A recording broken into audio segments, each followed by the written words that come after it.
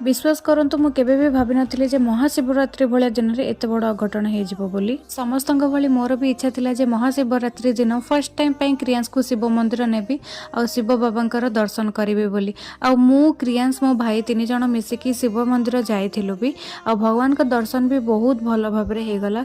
किंतु ता परे जहा हेला मु आपण मानकु कहि परिबिनी। हेले बेले मु लोमो टांकुरे जाउचे आ आखिरु भी लुह आसी जाउचे। किंतु गोटे कथा आपण माने समस्त मन रखिबे जेबे भी आपण निज छुआ को नेकी किछि भी नुआ मंदिर जाउचंती कोनोसी भी जगह को जाउचंती सबु बेले केयरफुल रहबे। आ को जगह को भी आपण माने टच करिवेनी जेमिति कि कांथ होई गला कांथ रे किछि पोस्टर भी लागिछि आपण माने कोनोसी जगह को भी टच करिवेनी ना आपण टच करिवे और ना आपण छुआ को भी टच करबा को देबे।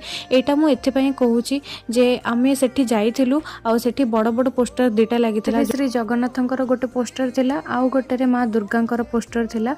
आ मो छुआ ताकू देखि कि एते खुशी हो जाइथिला आ सी जानि भी पारलानी आ आमे भी किछि भी जानि पारलुनी जे एते बड़ अघटन हे जिवो बोली। आ से पोस्टर देखि कि एते खुशी हे गला मो भी ताको धर के कहले कि टिके मुंडिया मार दे बोली। आ से जेमिति से पोस्टर को छुईला आपण विश्वास करि परिबेनी झटका दिजन जाको लागिछि ताको भी लागिछि आ मते भी लागिछि। आपण माने देखि पारुथिबे सेम एई पोस्टरटा आपण माने सुनंतु केते जोर से कांदुथिला।